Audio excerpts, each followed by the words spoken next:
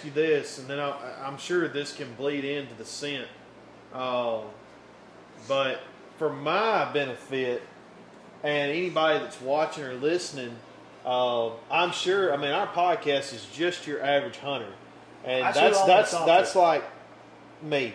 Okay, you know, I mean, you're a little bit above average. So let's just be honest. You've killed some world class deer here, but bro. let me ask you a question. He gets to hunt in a little bit better place. There we go. Yeah, but he's earned it. He didn't turn 21 and just start killing farm deer. I'm just razzing. Yeah, he's been killing deer a long time, but no, like, I mean, this is a very simple question, but I'm sure it's not a simple answer. I don't know. You've had a lot of simple answers and stuff. So let me answer your question before you ask it and see if I'm on key. Let me see if I'm on key. Simple, right? Before you become a great deer hunter, you got to become a good deer hunter. Okay. And before you become a good deer hunter, you got to become a bad deer hunter. And before you become a bad deer hunter, you got to start. And the difference between great deer hunters and starters and every level in between, bad, good, great, whatever, you got to be willing to be flexible, and you got to be willing to be trainable to yourself before you're ever great. And the biggest mistake people make is the average hunter compares himself to a guy in Iowa or Canada or something who's got this magnificent 10,000 acre property that his pawpaw owns, and he's the only guy getting to hunt it, and they got 250 inch deer on it, and he's mad because he only killed 190. Okay? Realism. You got to be real to where you hunt. And success leaves traces. When you find something that works, duplicate it.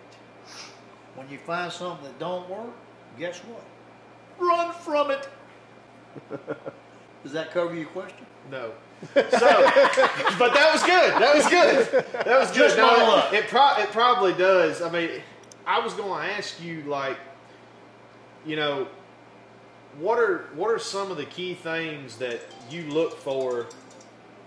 You would tell people to look for if you want to, you know, go kill big deer. Transitions. In the terrain. Transitions. One word. Transitions in terrain. Transitions in cut over to, see, think about this. You ever walk next to big woods and a cutover, and that cutover's grown up? Where do the deer walk? On the edge. Right on the edge, yeah. The edge in the thick. In the thick. Transitions. That's a transition of timber. That's a transition of foliage. Transition in terrains. The number one thing I look for if I go turkey hunting, deer hunting, elk hunting, I look for saddles. And I work out. Saddles, now that's where it like comes down into like a small valley, shallow valley. Deep valley, shallow valley, little valley. Even flatland has saddles. Even flatland has saddles. A ditch crossing. Pardon? A ditch crossing. Something. Yeah. Look for transitions, because deer follow transitions. Well, me and my brother, we've been keying in on that for the past 4 or 5 years, and it's been working pretty well. I mean, I've had a crap luck for missing deer and making bad shots in the last 2 years, but at least I'm seeing them and getting chances. You got a 6.5? No, sir. Maybe that's what I need. No. Hey, and I'm razzing. Anybody's got a 6.5, don't get mad at me. But there are better calibers. But anyway. Well, so transitions being number one. Absolutely. Second. What's the second thing? Transitions. And third's transitions. Because everything you do with a deer is a transition. Everything. He's transitioning from bedding to feed. He's transitioning from this to that. He's transitioning from pre-rut to rut. What about rut? Because, I don't know, it's just unpredictable. What kind of transitions do you look for during the rut? And when you say transitions, I think I know what you mean by that, but like you're talking about like terrain, right? But I'm saying like if you see an area that has like ultimate diversity, it's got a thicket here, it's got a pine stand here, it's got a hardwood bottom here, and it's got a creek right here. Sign me up. That right there is it. Sign me up. That's where I missed. That's where I shot my biggest buck last year and didn't find him. Success leaves what? Tracy. Yeah, that's. There you go. Back to the. You're on top of it right there. Well, I'm just trying to make sure, though, you know, and trying to get a little more knowledge here. Simple, simple, simple. Keep it simple. Keep it simple. But during the rut, and I don't care if anybody argues with me because everybody's got an opinion. But think about this. Where hunt does to start with, and not at a corn pile. Bedding areas. Yep. I push bedding areas as hard as I can push it without busting deer during the rut. Transitions to and from bedding areas. Why? Here's the key. Buck gets the doe up, she's hitting the transition to get in or out. Who's coming? Him. And his buddies. And his buddies. And another real key, and you'll really get this. In the rut, a drag rag. Go watch my drag rag video. Yeah. Circle a bedding area. Circle a bedding area with a drag and hang it. And see what happens. And you don't worry about your scent at all. Dude, I don't. Because their minds just messed up at that point.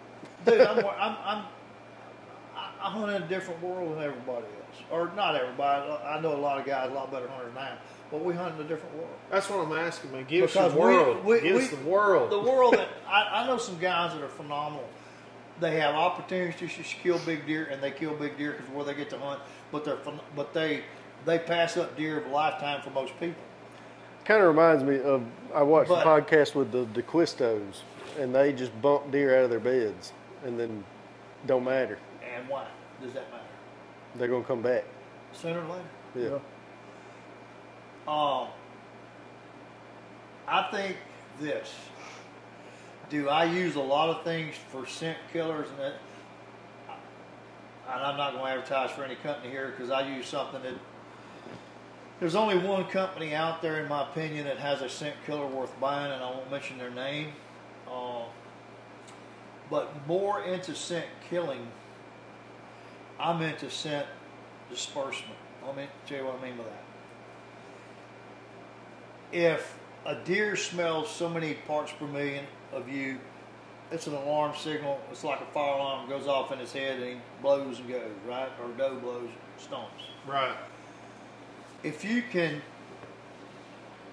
get more of a deer smell or another smell in the air than your smell, you with me? Mm-hmm. That's why I tell people spray your boots, spray your britches with my product, and there's other. I spray myself. That was what I was going to ask you. I do. I got a washing machine and I got scent-free stuff, you know. And remind me to talk about UV before we get out of here tonight.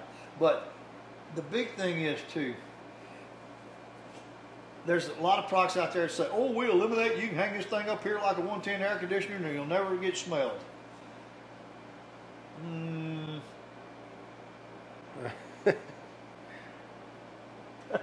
think I know what you're talking about.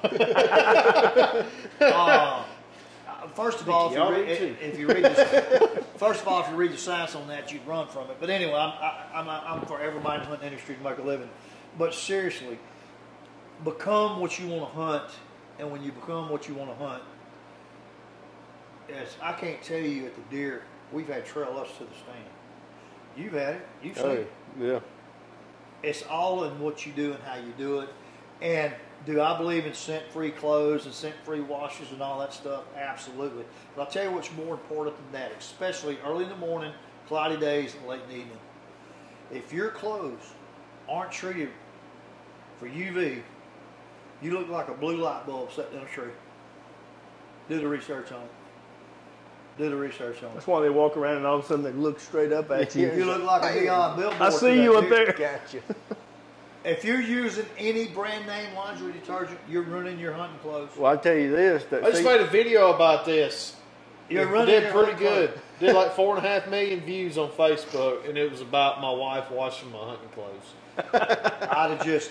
Well, no, there is a company out there. Oh God, what's it? They make a product that you can actually defunk your. I call it defunking. Get a Tasca. What? I know what you're talking about. They've been around in the scent deal longer. It's than a anybody. UV killer. Yeah, UV killer. Yeah.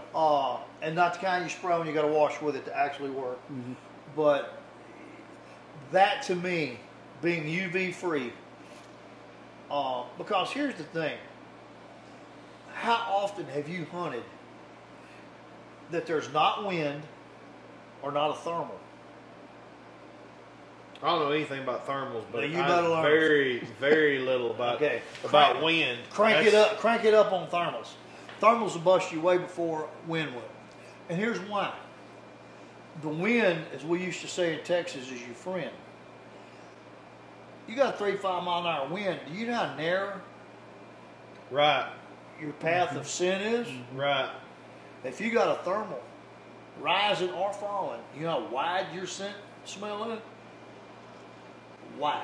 That's when you're like hunting up top of a hill and your Don't thermals go down into that bottom and spread out in that bottom, right? When do thermals go up and when do they go down? I don't know. Sun comes up, thermals go up. Sun goes down, thermals go down.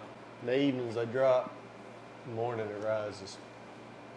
Okay. But if you have no wind, those thermals can just settle even when they're coming up. They'll flat out there like a pancake, have you 50 yards wide on your smell. When Caleb shot that deer, Yep. if that storm hadn't have come through to the north and picked up that wind, you may have never had a shot at him. Every deer that came out that evening when the wind wasn't blowing, every single one walked out and smelled me immediately. I'm talking about No wind. walked out and I'm talking about smelling. Thermals are way worse than wind. Way. Well, that's why I've always hated hunting with no wind, because I felt like I couldn't move. I felt like every deer that came in, that's what it was, is smelling. They was smelling me on the yeah. thermals. It's like when they come in But there, you you didn't can be have your still set- as ever, but but they know something's You've got in to there. dilute your. Let me tell you something. On a no thermal day,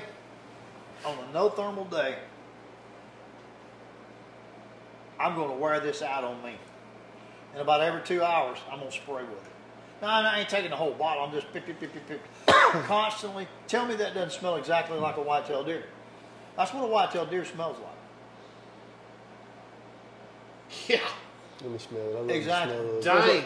Smells like a deer herd. Exactly like a whitetail deer. I want to spray my wife's car with that. If you want to kill a deer, become a deer. It smells so good, don't it? That was one of the most powerful things you said the whole time we've been here. Like that. Like, why smell like anything else? Just smell like another deer. I don't want to smell like bobcat pee, fox pee, any pee. I mean, if I'm going to use pee, I'll use my own pee because it's free. That's right. And I found the best pee to use is community dark roast coffee. Drink a whole pile of that stuff. Go get in the woods and let it fly. Yep, that's the best smell. Hey, I want to ask you that. Does coffee? You feel like they are scared of coffee smell? Dude, if they were scared of coffee, and now, let me say this. I think they can be. Because all of a If they sudden, have a negative, it can. you know, It can put them on alerts. They've never, but I have drank and peed a million pot of coffee out of a deer stand in my life. I've always wondered that. I'm like, dang, I feel like I smell just like coffee this morning. I ought to be Thermos's poster child.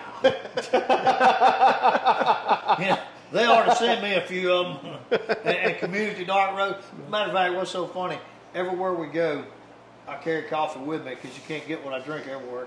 And when we go to Africa, the legal limit without paying import tax on is 20 pounds. I take 20 pounds to Africa every time we go. Good Lord have And mercy. how long are you For there? How long? Yeah. 10 days to 3 weeks. 20 pounds in 3 weeks is a Dude. good amount of coffee. You don't realize. It was funny you texted me about having a Kool-Aid when I got here. Yeah. Now, I'd have drank a pot of coffee if you'd had it, babe. I'm a coffeeaholic, which makes me a tinkleaholic out of a tree stand. He's like So that's granddaddy. right. He's like my granddaddy. He's like that. What kind of coffee you drink? Community dark roast. Community dark roast. Heck fire. So you don't get into none of these like fancier brands like Black Rifle or Any of them? No. You was thinking about something. I wasn't going to give you that answer. Hey, you can. You know. I'm kind of a coffee connoisseur to some degree. I like a lot of fine quality coffees. The best coffee I've ever had in the world, the absolute best coffee was in Guatemala. Come out of the roaster. Now, when I say roaster, they got a clay stove roaster down there in Guatemala because that's the poorest place on earth. Okay, they ain't got nothing. Our poor people are millionaires compared to the Guatemalans. They take it out of that roaster and they put it in this old hand crank grinder and they grind it and they got a pot on a fire and they got boiling water in that pot and they throw them grounds in that boiling water. And they cook it. I like cooked coffee. All that drip pot stuff for the birds. Anyway, and once that boils for a while, they throw cold water in it, the ground settles to the bottom, you take your cup and dip it. Sounds pretty good. That's coffee. That does. That's coffee. Sounds real good. Would you be offended if you drank coffee with me and I got coffee mate creamer and started pouring in there? No, I wouldn't be offended at all because I ain't got to drink it. You might throw out some. Now, if you poured that in mine, I wouldn't be offended. I'd just throw it out and ask for another cup.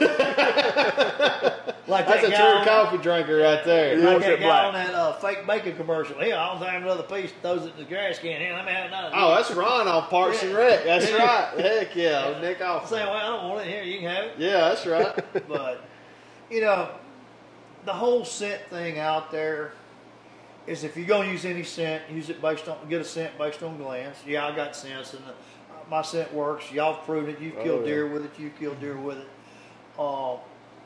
But the main thing is this. Learn how to use it, when to use it, and how to use less is best. And the less scent you use, the better off you're going to be. I mean, you got to have enough, but I'd rather have less than enough than a drop too much. Well, because that's an alarm to a whitetail deer. Yep. You know? Made me miss out on a deer because I sprayed it on my boots, walked in, it started snowing real hard. I sprayed some cooter juice on a scrape, got up in the stand, it started snowing super hard. It was like a blizzard. I was like, I'm going to get down for about 2 hours because it was going to stop. And I got down, went to the truck, came back, there was deer tracks in my tracks. And then this is like months later, we forgot we didn't check this card right there where I was sitting. Dad sends me a video. The buck I'm hunting comes in and checks this scrape.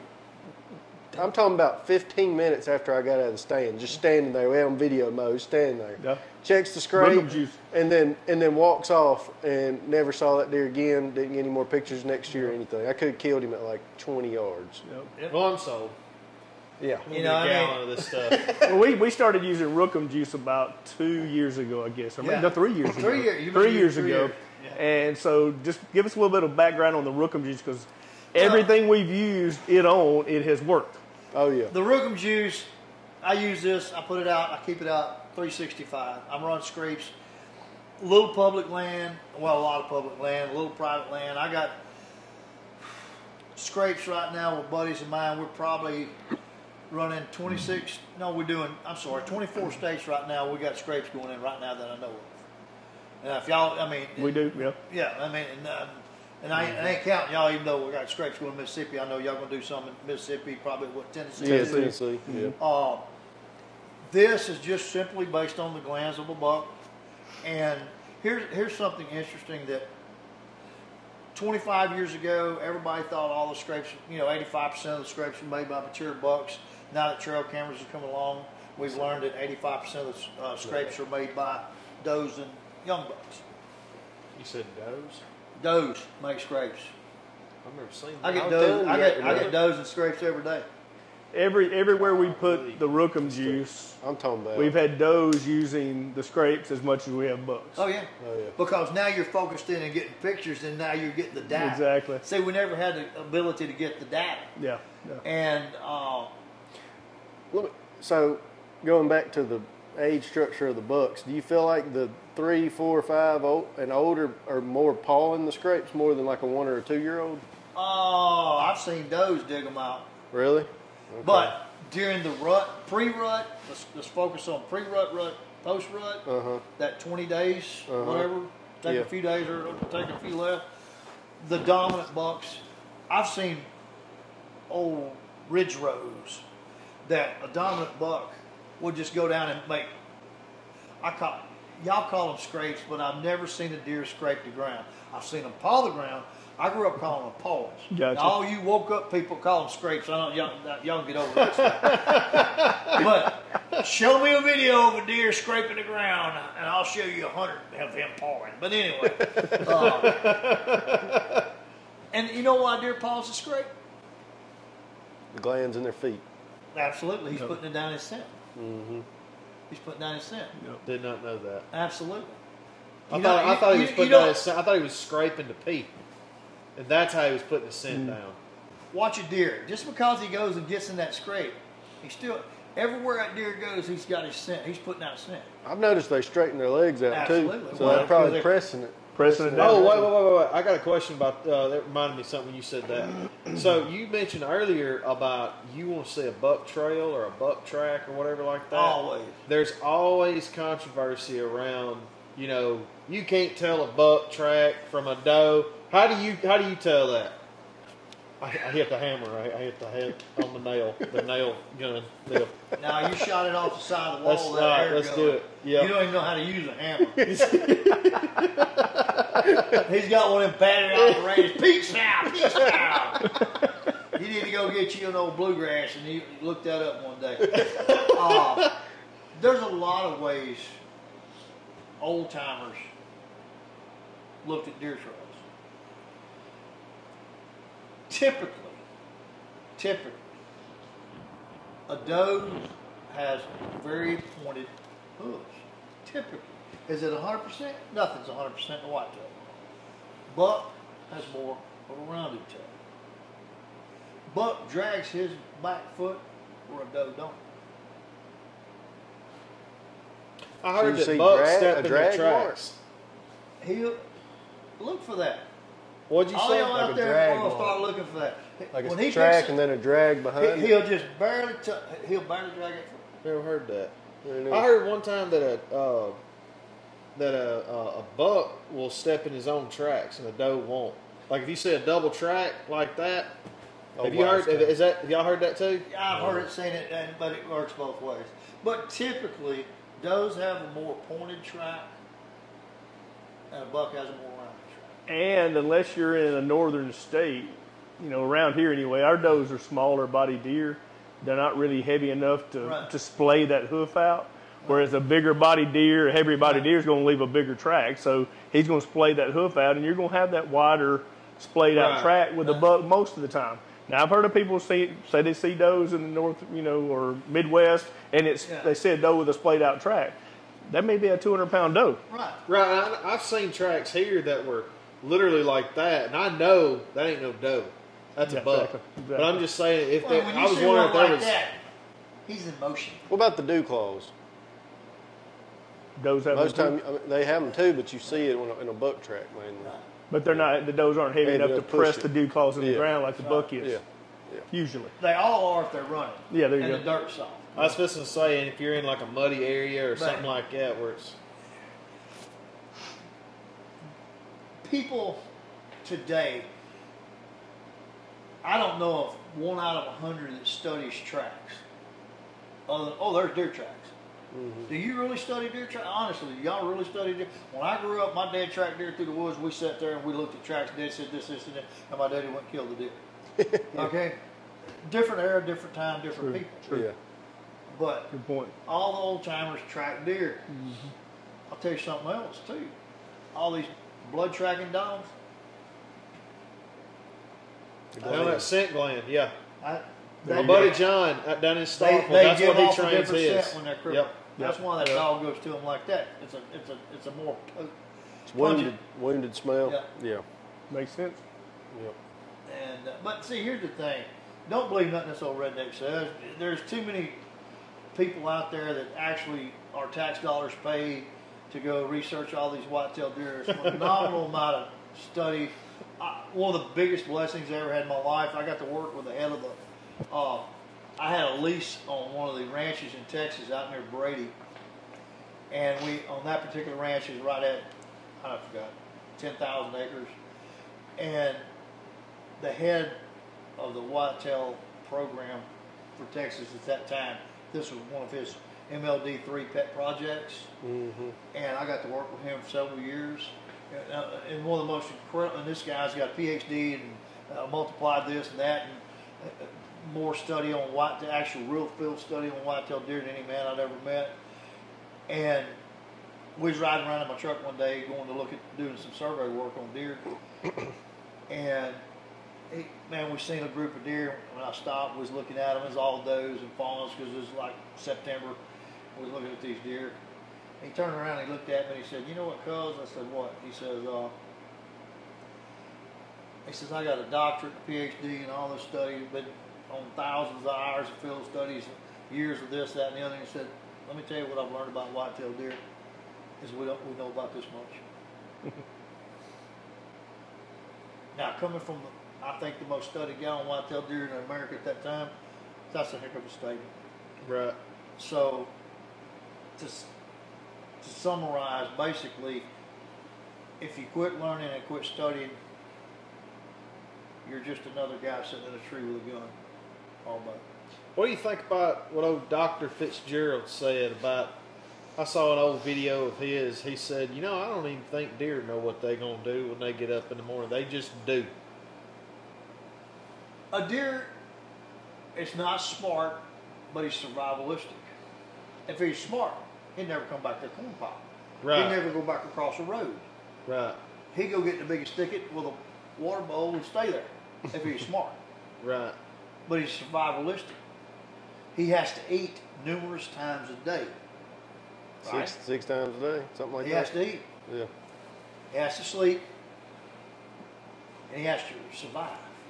And breathe. That's just boss. But think about it. He don't worry about that but once a year. The rest of the time, him and his buddies are buddies. Only a very few days of the year they're mad at one another because everybody wants the stuff, But when you really think about it, every decision he makes is survival. Every decision he makes is survival, except during the rut. But then that's a survival decision because he's passing it on. Right. Yeah. He's willing to die to survive the herd. That's pretty cool. What do you think about it? He's driven by three factors. Too. I'm going to tell my wife that. I am willing to die to pass this herd on. There it is. There we go. There you go. You're thinking. That's right. He's driven by three factors: where he's going to bed, where he's going to eat, and whitetail. There you go. That's racist, But I like it. But you think about that. But have you ever been watching deer and they just bed in a non-bedding area? Yeah. Yes. In a non-bedding Yeah. area? Yeah. Right there in front of us in the shoot house this year. Me and Mr. Roy had a spot do that. I had a kid kill a 150-inch deer on public land this year, and he had a rook of juice scrape out. The doe come in pre-rut. She come in, worked the scrape. He had Seymour sprayed everywhere, all over him. She followed over there and bedded right there, and he sees this buck coming. He's like, okay, he's gonna come right there and shoot the deer. The deer walked out there right in front of him, bedded down. All you could see is his head. For 2 hours, this kid sat there and watched a 150-inch deer. Wow. But he's shaking. At 20 yards. But he's shaking bad. Cause he was texting his daddy was texting me, and I'm like, please God, let this kid kill this deer. And sure enough, after they bedded for like a couple of hours, the doe gets up, the buck gets up, she starts walking, he walks, he squeaks at him. See, I don't never go, none of that crap. That's alarming to a deer. Do that, it'll stop. It's very unalarming to a Do a deer. little squirrel noise. Sure. Squirrely. Huh. And he let that arrow fly, killed the deer, and got a deer of a lifetime on public land. And there's nothing there for a deer to bed at. So explain to me what a deer bedding area is. Where they bed at? Wherever he What lays about- down. Wherever he Wherever decides he to. lays down. Yeah. Here's Now, there are areas that deer congregate and go to, but I've seen deer bed too many places to say. How everybody said, all right, thanks, Caleb. We know it sounds great, all right. Now, that's a big question, is like hunting those 4, 5, 6-year-old deer, the big bucks, the mature bucks. There's been some people that said, you've got 5 to 10 days out of the season that you're going to kill those really big deer. And they're only going to, it's kind of going against what you just said, how they find their home range and they're just going to stick in that home range and they're not going to venture until the rut or till a certain time. What's your experience? Why are you scared? Why are you scared to go hunt that deer? No, I'm not. I'm wondering, that's a general answer. Well, and think about this. Everybody thinks they got it all figured out. None of us do. None of us do. How many big bucks get killed opening day? A lot. Good bit. Wait a minute. They only move 5 or 6 days a year? What? Wait a minute. How many big bucks get killed the second day? Less. Why? Pressure. Deer, they adapt. Deer adapt quicker than a cat can lick his other end, because survivalistic instinct kicks in. If all of a sudden, all summer, nobody's, let's take a public land area for example.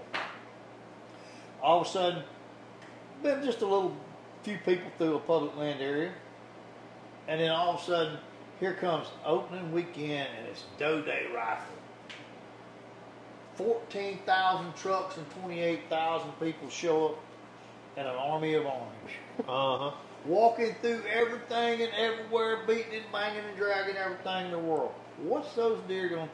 Those deer get killed because they're running for cover. Yep. They expose themselves. Yep. Okay? But how many big bucks get killed opening day of bow season when there's not as much pressure? How many big bucks get killed during velvet when they're so easy to pattern? How many big bucks get killed on these private farms that really manage deer? Think about it. So what do you do then when you go into a pressured area and season's been open for a month and a half? Absolute rule. Okay. Absolute will not defy this rule. I understand 3 times. Morning, evening, morning, or evening, morning, evening, and I'm gone for a minimum of 3 or 4 days. Minimum. Won't hunt it again. You hunt it like 3 sits in a row? I hunt any stand I hunt 3 sits in a row, and then I move. Every time. Every time. You say 3 sits in a row, and then evening, morning. You have to have a 3 to 4 day break from that spot. I won't go back. Huh. The deer will pattern you quicker than you can pattern them. Absolutely. I'll give them 3 chances to kill him. If I don't, I back out and I reapproach. I did elk. I did everything I do is on that 3 set rule. Everything. When I guided, we didn't hunt a stand over 3 sets, and then when we gun hunted guided 3 sets, and I was gone from that stand for a week. I wouldn't touch it for a week. Let everything calm down. Mm-hmm. It's like a buck that I hunted in Kentucky we call Mag, which if you ever come to the office, we can get some video footage of him, but had a chance at him opening day. It just got too dark on me. Couldn't get a shot with a bow. You didn't have a flashlight? Well, I could have gone that route, but I didn't. He didn't know nobody. That's a Mississippi moon. I would get pictures of this deer on a cellular camera all week long. I'd show up on the weekend to hunt 4 to 5 different weekends. He knew I was there. He wouldn't come around. I mean, it's like he patterned me and knew I was there. And ended up hunting, by the time rut kicked in, on a totally different stand, caught him out cruising, worked a scrape just like you would see on, some awesome video. Wish I had a video on it, but anyway, that's a different story. Anyway, I killed the buck, working the scrape in front of me, and never got a chance at him in all those places I got the pictures earlier in the year. Because he had me patterned, I feel like I thought I had him patterned. It didn't work out that way, though. And just got lucky that he was cruising and made it work. Know what you're thinking. They always know what you're thinking. Yeah. But Well, see, I'm just that guy that I take hunting. To me, it was a business. Right. And when you learn all the things you can do wrong in the business, you quit doing it. And it made me a better hunter. Because I've got to put somebody out there who wants success bad because they're paying me for it. Right. So you learn, I'll tell you something we learned about gun hunting. I drove the people to the box stands in a truck or a buggy. And we never turned it off. Lights on if it was before daylight. Once they were set, the guide's set with them, or I'm with them, and they're dropping me off, then they drive off. I can't tell you how many big bucks we shot doing that technique. Because they get used to hearing vehicles come in, and you park your vehicle, go to the stand, don't leave. They know that. Yeah.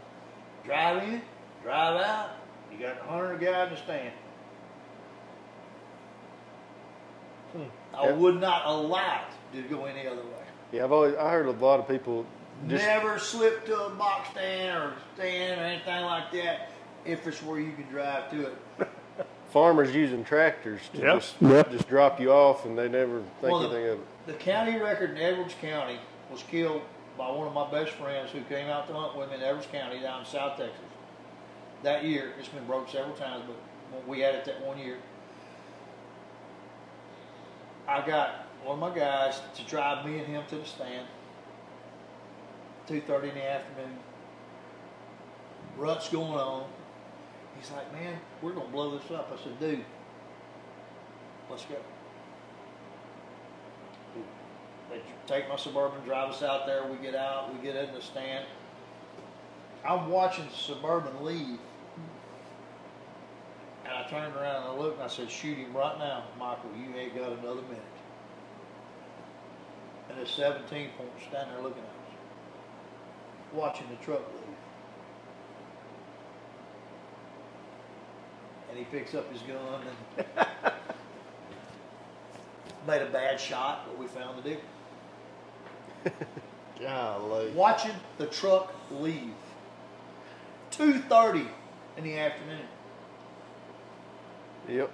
I don't know when all these 5 or 6, 10 days of the year are supposed to be, because I'm going to hunt daylight to dark every day. I can get in a stand somewhere, because you never know what day that day is going to be. So you do sit all day. Whenever you go hunt, you're going to sit all day. Well, I've wore out more all-day sets than I have half-day sets. I like all-day sits. And I'll tell you another way I hunt. If I'm not... And it's got a lot to do with different other factors I don't want to get into right now, but I'm either going to hunt on a full moon. I'll get in the stand at 8:30 in the morning. I'll hunt the dark. On a quarter moon, coming or going, I'm probably on daylight. I'm on daylight to dark that day. When the moon's fading in the evening, waning, waxing, whack on, whack off, whatever that crap is, I'll hunt either 4:30 in the morning to 2 o'clock, or I'll hunt 8:30 to after dark. And the reason I get in my stand way before daylight is because scientifically most deer move 30 minutes before, 30 minutes after. Mm-hmm.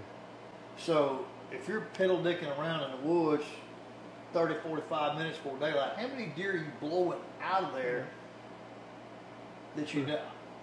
Dude, I'm a 4:30 in the morning kind of guy. Are you sitting in the tree at 4:30? I'm sitting in the tree at 4:30, 4:45 to latest if I had a long walk. And I dress at the stand. I don't give a crap how cold it is. The coldest I've ever whitetail hunted was minus 21 degrees, and I packed my clothes to the stand and like the froze on the way. Got there and laid a mat down. Took a doormat with me so I wouldn't have to stand on the ice. Threw a doormat down and dressed and went up, and I hunted all day. Dedicated. Yeah. Do what? Dedicated. Well, I mean, I was young like you guys then. I mean, I couldn't do that today. I'm too old, I hurt too much. But Yeah, it's me too. But right the, now. yeah, right. Yep. But Yeah. the thing is, do you want to go set and call yourself a hunter? That's what you got to really ask yourself. What's your level of hunting? I think everybody needs to really determine what their level of hunting is. And I don't care what that is. Whatever it's like, whatever. If you want to shoot a spike, dude, I'll congratulate you. If you want to wait on a booner, you the man. But what level of commitment and thought process are you going to give to your deer hunt? Are you really going to get in there before most of the deer move? I know guys that will not walk into a deer stand that are great deer hunters until they can see the walk without a light. Personally, I green light in. Yeah. Hey, look, there's nothing wrong with it. He likes to sleep too much. That's okay. That's me too. But I honest to God believe, you know, I have people, well, you sitting there for an hour and a half, 4 daylight, 2 hours, 4 daylight, you're going to put out a scent. Well, I'm going to smell like a deer. You know, it's all in what, I believe the more you put into something, the more you get out. The more you discipline yourself, the better your rewards will be. Now, look, I got a friend of mine that quit deer hunting at 18 years of age. And here's why. 17 years ago, he goes, when he's 17 years old, he goes to logging by management area. Never killed a deer in his life. First morning set, he kills a Boone Crockett deer his first time ever in the morning. Wow. That's He crazy. could care less about deer hunting now because the fame of killing a Boone Crockett deer when you're 17 years old on public land blew him away. He didn't want nothing else to do with it. Now he's a professional bass fisherman, don't even deer hunt. Had never deer hunted since. I don't think he might have killed 1 or 2 deer. That's wild. Okay? It's like kids getting to kill 180 inch deer their first deer. He doesn't have anything to look forward to. He doesn't feel like. Yeah, I mean, so, just kills but something now simple. he takes it out on the bass in a big way. Gotcha. But there again, it's all in what you're, you know, if you want to be a weekend warrior, be a weekend warrior. You know, if you want to be a corn pile hunter, put critter gear on. You know, if you want to grow food plots, grow the best food plot. If you want to have a box stand condominium, make sure it's got air and heat in it. You know what I mean? Whatever. Right. But to whatever level you want to hunt at, be successful at your level. And be proud of that level. Whether it's a spike. Dude, I'm telling you, there's places I go right now in the United States, I'll shoot a spike quicker than the coon has would. Why? Because that's what they got. I guess the hardest thing for me is like second week of December. We've been hunting hard for 2.5 months, and I just get like in a mentally just exhausted, dark place. Like I start questioning, like, you know, do I even know what I'm doing? You Like, may take missing deer and all this kind of I'm stuff. going to eliminate that for you right now. Start a journal. Okay. Every day when you get out of the stand, write your experience. And when you hit that dark spot, because I've lived that dream, read your journal. It'll bring you back to such a realistic, simple place of why you're there and what you're doing, because you're over-pressuring and overthinking what you're doing. And you took the joy. I hunt these critters because of the adrenaline rush. Not because he's got a 192-inch rack. Yeah. I hunt him because of the adrenaline rush. But you know, it's like the last 5 years I've been able to hunt 4 or 5 days a week, and it's like being able to do that, I put so much pressure on myself. And like last year, should have killed my biggest buck, should have tagged out on public, all this, and it just kept getting worse and worse and worse. And I never thought about that. Writing a journal after every hunt, You know journaling what, every hunt. This is going to blow you away. You know what my favorite deer to shoot is? My favorite. If I could go out there right now, season's open, and y'all drop me off over here in this woods, you know what would be my #1 shot? Number one. A doe? A 5-year-old or older. Oh, dope. Yeah. With a bow. That's the hardest deer to hunt because she trained that buck. Yep. She's cagey. That's the hardest deer to hunt. It sure is. Yeah. It sure is. 4-year-old doe under, they come in. Hey, here we are. Shoot me, right? The mature doe, first to blow, first to go. There you go. If you want to really challenge yourself late season, forget the racks and hunt that bred doe who's now been chased, hunted, shot at, shot around. Go hunt her. Seen it all. And she's seen it for years. Yeah. You want to challenge yourself? Go shoot. Oh, no, people go, I go shoot. Good. I'm sorry you got 150 deer in your field every year, okay? I don't have that issue. Right. Go to Homachita, go to Cosachi, go to one of these national forests where you might see 5 deer a season, and go shoot me a mature doe. Then my hat's off to you. What about? Tell us a little bit about your game call, your grunt call they got around their necks there. Yeah, throw me that right there. Just grunts, no gimmicks. You know, there's a gazillion of every kind of grunt calls on the market. Me and a friend of mine designed this, Preston, and I wanted a grunt call that just grunts. I don't need nothing fancy that blows 52 notes and bugles and squeals and squawks and had a guy tell me, well, why don't you make it like this company? Because I can mash a button and squeal like a whatever. I said, let me ask you this. How many times have you used that whatever button? I hadn't. Mm-mm.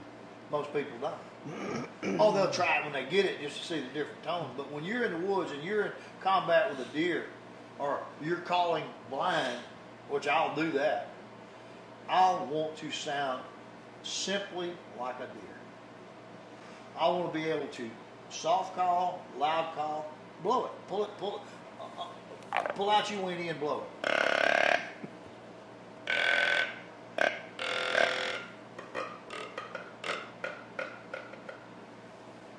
You can do any tone you want with that call.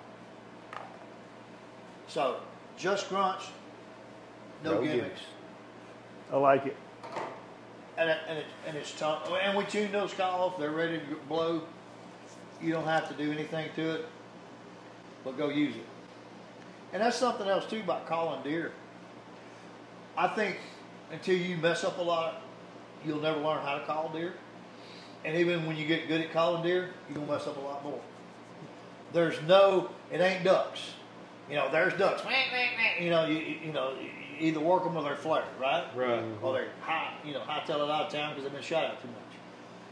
Deer are very vocal animals, but we don't hear it because they don't run around like a duck. But in the deer world, they do a lot of vocal communications. You won't even hear that. How many grunts have you ever heard? Not a lot. Yeah, I've seen deer's mouth moving. I know they grunt, but I'm too old to hear them. Yeah. But just an occasional, hey, I'm over here. What you doing? Or you see a buck, hey, buddy. You know, just you're creating an interest. It ain't a bugle. You don't have to blow taps on it. You know, you don't have to, you know what I'm saying? Do, here we are, charge, or anything like that, you know? I think too many people do. I think, and there again, it's all in the area. You go to South Texas, and the key to rattling, I'll tell you all my key to rattling. I've rattled in hundreds of deer all over the United States. It's mule deer sheds. We run out of them. You can buy them online, mule deer sheds. Absolutely make deer go crazy. Whitetails. I've rattled in more with mule deer sheds than any other kind. There's too many people. I mean, there's hundreds of people out there that I've rattled in deer for, killed deer, and they've seen. It's just because it's loud? Louder? It's the tone. Okay. Them loud times, boy, just do it. And the louder you do it, but sometimes you'll be rattling real heavy, and then all of a sudden I call it just grind them, just that'll make one come on in. There's all kind of scenarios you do, but there again, deer grunt a lot during the rut, but deer grunt every day. somewhere there's a deer grunting every day. And I feel like the timing's got to be right too. I mean, it's the circumstances, what frame of mind that deer's in or that buck's in at the time, and if you hit it just the right time, he's going to come to you. Sometimes you may blow that grunt 100 times, and he's going to keep walking. And a buck's personality. Well, that's right. There you go. And here's something else too. Sometimes you blow a grunt call, and it's not like ducks where we've kind of figured out what they really say and how, like it's feed call or it's a whatever. I don't think deer vocalization has been studied to that level where you can say, well, the grunt is a, I think all of a sudden you hit a grunt and a deer's out there by himself and he hears, oh, well, there's my buddy over there and he comes too. I've seen that a lot.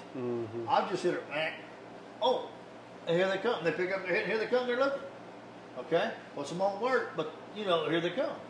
I've hit a grunt call before, deer just look around, oh, well, screw you, I'm going over here. That's what's happened to me most of the time. But the thing is, you don't quit. You just try a little different scenario. And I've had deer, I walk out, I grunt them, they turn, went the other way, and then I bang, they're like, what? Wait a minute, just shock them a little bit. Some of them might just got their butt whooped. And he don't want nothing to do with it. That's right. That's right. And a lot of it, I feel like it's the part of the United States you're in or wherever you're hunting. Because in Mississippi, it doesn't seem to work as well as, say, in Kentucky or Illinois. Don't know why that is, but I agree. It definitely works better in the Midwest than it does here. Northern Missouri, blow a grunt call, get ready. Exactly. Rattle horns, get ready. Yeah. Probably just how much they've heard it too. Yeah. Like as far as pressure. Well, I think pressure's got a lot, and Mississippi has a lot to do with it. Probably the South in general. When you're sitting out there on public land, there's 500 people out there going. You know what I mean? Get a little desensitized to it. They're like, oh, no, we've heard that crap. Run. Get out of there. Just realism. Just realism. Make it simple. Keep it simple, stupid. Less is best. Well, Mr. Dan, we appreciate you coming and talking to us, man. Like I told y'all when I got here, this is what I live to do. I mean, I ain't nobody special. We didn't even get into half of it. I feel like we could do a whole nother 2-hour podcast. Exactly. I'm all about it. We can do it.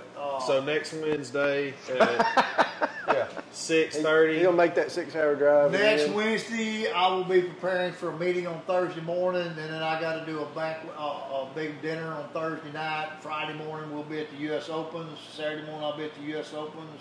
The following weekend, I'll be in Montgomery, Birmingham, Alabama. The weekend after that, I'll be in Jackson, Mississippi. Yeah. The weekend after that, I'll be in somewhere. The weekend after that, I'll be in back in Montgomery. Y'all caught this guy at a perfect time. Sure enough. Yeah, the season, my season's supposed to start, and that's the trade show season. Yeah. Love to see everybody out there on the trade shows. Come by and visit with me. I love talking hunting. What's your stuff labeled when you're at this trade show? It's Old Indian Tricks. Old Indian Tricks. Old Indian Tricks LLC. Yeah. And like I tell people, I just want to, my biggest, every year we do some kind of, I don't do big buck contest, okay? I do any deer contest. And anybody can win my contest with any deer. All I need is a picture of you, the deer, and one of my bottles. And we put them all in a big hat. I draw it out on February 16th every year because that's when, February 15th is when all the deer season closes. And we pull that name out of the hat. Matter of fact, I always do it at the NWTF at that show because we're over there at that show, and I'll get some kid will walk by and we'll get them to pull a ticket out. Somebody wins the prizes. And we give away all kind of stuff. But I want a contest designed where anybody can win it. It don't matter if you shoot a doe, a spike, a buck, a 40 point, 50 point, Boone and Crockett, just out of spots, I don't care. As long as it's legal. There you go. And there's a picture of you, the bottle, and the deer, you're entered. And you had fun doing it. And you had fun doing it. That's right. That's awesome.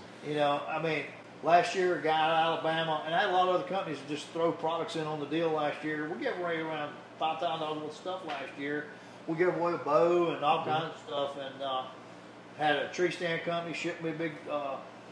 If you ever use a tree stand, and I'll tell you, the Equalizer is the best on the market. I know all you guys have gone with saddles and stuff like that. I own pre-equalizer, buckshot, center shot. Dude, when you go Great up climbing climbing stance. stand, you can lock it on the tree and you literally You're can't there. make it move. You're there. Huh. It's an old timer's dream, but anyway, if we'd had those instead of those 100-pound hammers we used to pack. Exactly. Dude, we used to pack 50-pound tree stands to trees and climb them, and then pray to God it didn't give out money. And the First slide, yeah. We need to do I got an old. You remember the Bakers. Bakers? I remember Bakers. Okay, here's the Baker tree stand. It's a 1/2-inch piece of plywood. It's way too thin. It's got aluminum fold-out rails that goes around the tree with a wing nut that you lost most of the time. then your climbing part, you hug the tree, pull your knees up. Hug the tree, pull your knees up. You tear your chest and belly up. And let me tell you something. Go set one of them 12 hours, and then slide back down the tree. Oh, y'all got it too easy. But there again, it doesn't matter. It's technology. I'm going to drive that Tundra instead of ride a mule. Hey, there you go. That's And I right. ain't talking about a Kawasaki mule. Yeah. You know, so just leaving everybody with this. Hunt the way you want to. Use the weapon you want to use, even if it's a need more. It don't matter. Have Just fun. design your own hunt, your own style. Get out of it what you put in it, and just at the end of the day, have fun. And quit bashing other people because they didn't shoot a Boone Crockett deer because they live with their 120-inch deer as a deer of a lifetime. That's right. That's right. I agree with that. Amen. Yep. Well, like we said, we appreciate you being here. Brian, we appreciate you being here too. Glad to be here. That's right. Heck We're going to yeah. do one in office sometime. Sounds good. Yes, Yep. got to do it at the office. Got plenty of big bucks on the wall. Tell a lot of deer stories. That's right. I do want to challenge y'all to go to Africa with me. One of these days. One day. Yeah, I know a guy. yeah, that's right. There we go. That's right. I need to do a podcast with my wife about all the stuff that she shot in Africa with a bow. We really do. I mean, she's phenomenal. Next time you and her both get on here. Yeah, We would be a love good to idea. do it. Yep. But, Next podcast time with Dan Dewitt and Annie. yeah, and we'll talk about See y'all next time. See y'all.